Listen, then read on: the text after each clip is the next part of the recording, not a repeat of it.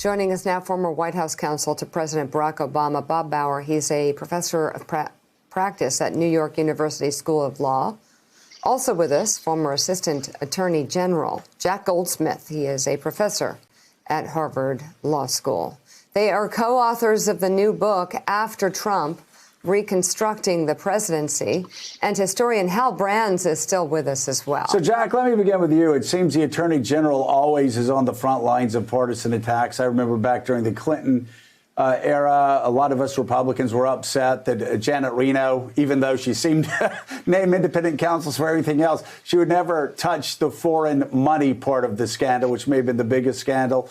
Then, of course, Democrats were upset at George W. Bush and the justification for torture by his AG, and we could go on and on. But with Obama and Eric Holder. But the question is, obviously, Barr is taking this to new levels. And the question is, what do we do after Trump to stop future presidents from impacting investigations that either involve them or their associates? So we have lots of proposals to deal with this problem because it's been a very serious problem over the last 4 years.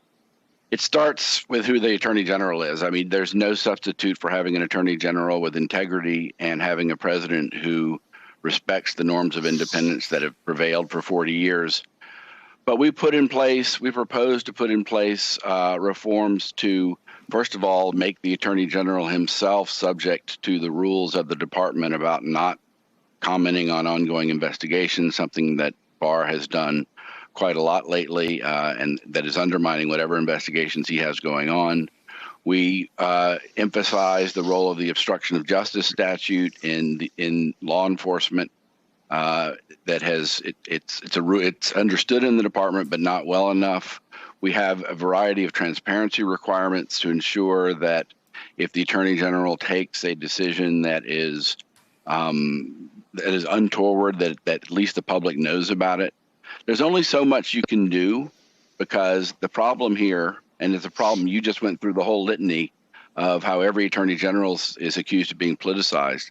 The problem here is that the law enforcement ultimately has a political element, and a legitimate political element.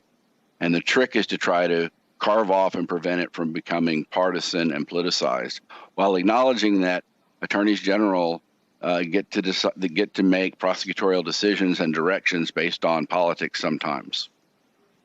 Bob, what about what we heard time and again during impeachment, during the Mueller investigation, especially, that the president could not be indicted? Donald Trump's own attorney even made the argument in court that he could, in fact, shoot somebody on Fifth Avenue, and he'd be immune from prosecution as long as he's president of the United States. It seems like a horrid guideline in the Justice Department, and a horrid rule for courts to follow. As you know, of course, Joe, there are two Office of Legal Counsel opinions that were written in 1973 and 2000 that concluded a president could be investigated but not indicted while in office. And as you know, also that had a significant effect in shaping Bob Mueller's conclusions in the report that he issued in the Russia investigation. So that's a matter that's going to have to continue to be debated administration by administration in the halls of the Academy, within Congress. In the meantime, there are steps that can be taken, I think, to shore up the president's accountability under the rule of law. We make a number of recommendations, some of which Jack just mentioned. And there's still others, by the way, that bear directly on the president's accountability, like the recommendations we make to trim back the excesses in president's exercise of the pardon power. We have a chapter on the pardon power. We talk about ways in which the power of pardon is misunderstood and limits that could be constitutionally placed on the president to avoid the use of the pardon power for his own or her own political or personal self-interest. Yeah. So, Jack, you have the United States. I guess we've relied far too long, going back to founders, on the Roman concept of public virtue. Tom Ricks has an entire book coming out about that. in a month or two, where we assume, George Washington said it was important that we assumed that men and women of good faith would be in power. Madison was far more skeptical about human nature. That's why he put in the checks and balances that he did in the Constitution. But isn't it time for us to sort of batten down the hatches a bit legally and stop depending on the goodwill and the good virtue of anybody that ever sits in the White House again?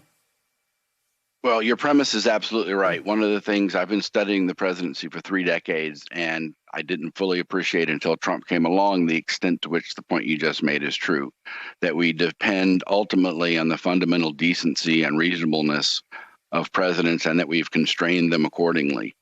One of the premises of our book is that we no longer can depend necessarily on that assumption. We're in an era of populist and politics, perhaps demagogic politics, and we can expect future presidents who are norm-breaking, institution-attacking, and the like, who perhaps don't have the virtues you just described.